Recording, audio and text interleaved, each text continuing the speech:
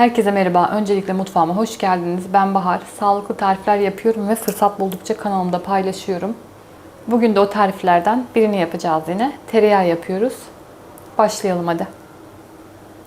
Sadece bir malzemeye ihtiyacımız var. Kaymaktan yapacağız tereyağı. Kaymağı nasıl biriktirdiğimi de söyleyeyim hemen. Belki bilmek isteyenler olur. Yoğurt yapmak için aldığım sütü kaynatıyorum. Hiç karıştırmıyorum. Kımıldatmadan soğumasını bekliyorum. 2 gün sonra hatırı sayılır bir miktarda kaymak sütün üzerinde birikmiş oluyor. İsterseniz aynı işlemi tekrarlayarak buzlukta kaymakları biriktirip topluca yapabilirsiniz ya da tek seferde aldığınız kaymaktan da yapabilirsiniz. Şimdi kaymağımı kabıma aktaracağım.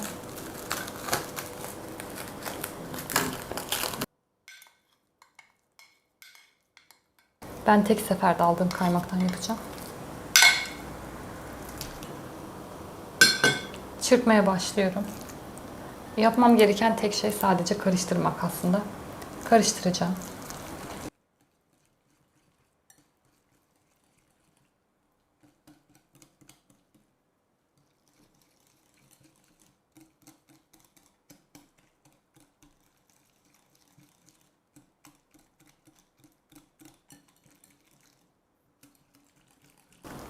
Genelde 10 dakikam alıyor yapmak ama bu sefer daha hızlı olacak gibi.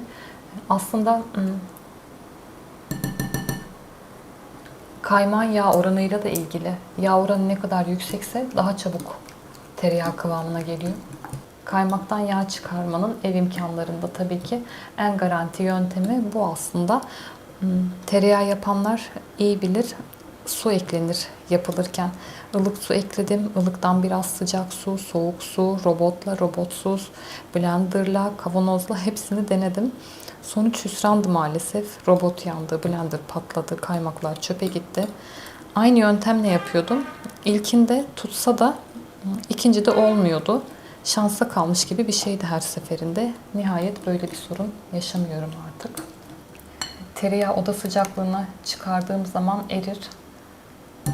Tam o kıvamda.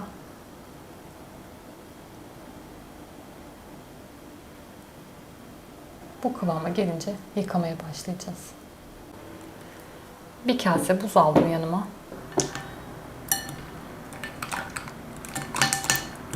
Karıştıra karıştıra yıkayacağım.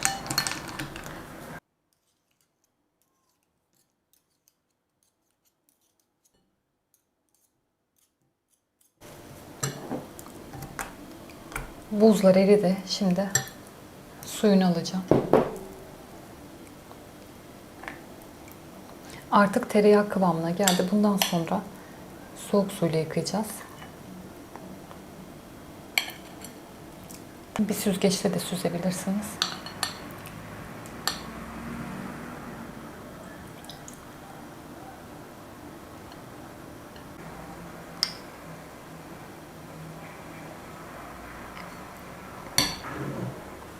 Soğuk su ekliyorum.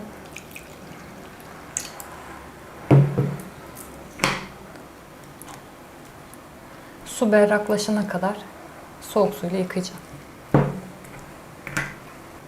Neden su berraklaşana kadar? Çünkü tereyağı bozulmasın diye. Süt çabuk bozulduğu için sütü tereyağından uzaklaştırıyoruz.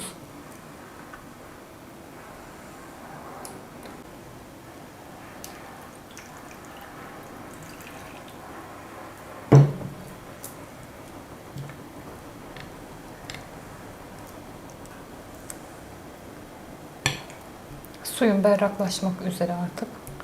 Bundan sonra bir kez daha yıkayacağım. Tabağa alacağım. Nasıl sakladığımı da anlatayım. Ev yapımı olduğu için çabuk bozulabiliyor. Buzlukta saklamayı tercih ediyorum. Önüme bir tabak aldım. Üzerine bir tane buzdolabı poşetini koyuyorum.